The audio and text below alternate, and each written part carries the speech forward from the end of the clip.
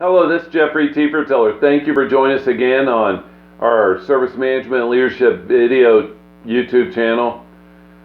Today's topic is another one along the lines that we started a playlist for about what does ITSM look like in specific industries.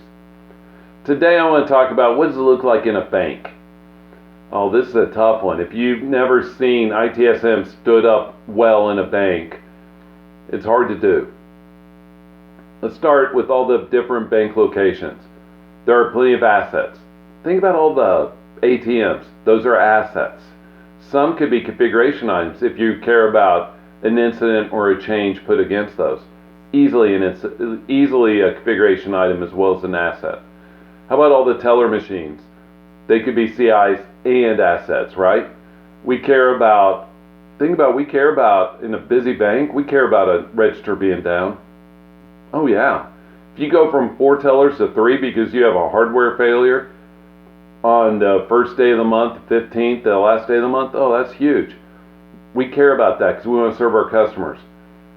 Now let's talk about in the bank. So in a bank you'll have groups of people, whether in trust or somewhere else, that will be monitoring the stock market, the financial systems. They need uptime during 8 to 5. So if we're introducing services, we care about that pattern of business activity, even with our other locations. You know, the joke about the banker's hours is true. So we want to make sure our changes are off hours, right? Preferably middle of the night, things of that nature, easy. Right? We don't want to do any changes during the workday. That seems silly because you're adding risk to your environment. Why not do it on a Monday or Tuesday night? Sounds reasonable, right?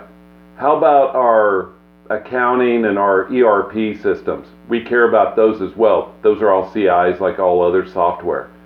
So a bank, what you'll care about is having a service desk that understands where the assets and configuration items are, so the attributes, the locations of each are very, very up to date.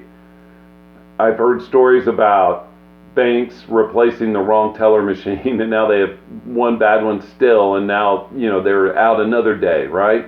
Happens.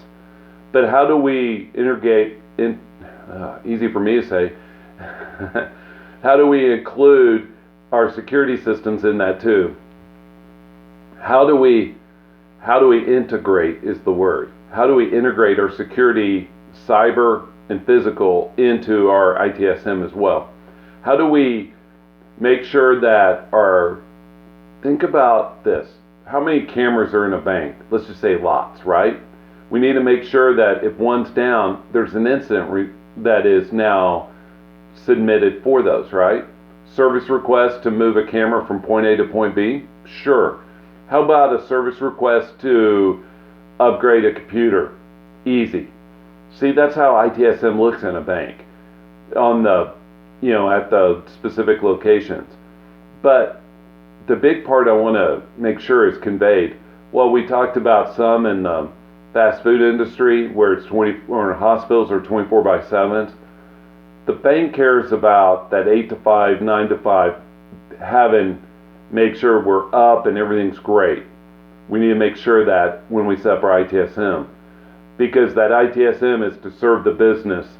And the business, whether it's people doing loan generation, people giving their money to the teller, people who are using the bank for other kinds of services like trust, we need to make sure that our services are available. So our SLAs will be playing to that 8 to 5 without very much other than the website, where you can go pay your mortgage online. That needs uptime, of course. But your on-site stuff, 8 to 5. So you need to understand those patterns of business activities, incorporate those into your services. This is Jeffrey T. Fertiller. Thank you for joining us again on Service Management Leadership. Please like or share the video, subscribe to our channel, leave a comment below. We'd love to hear from you. Hope these videos are valuable to you. Leave us a comment. Thank you. Have a great day. Bye.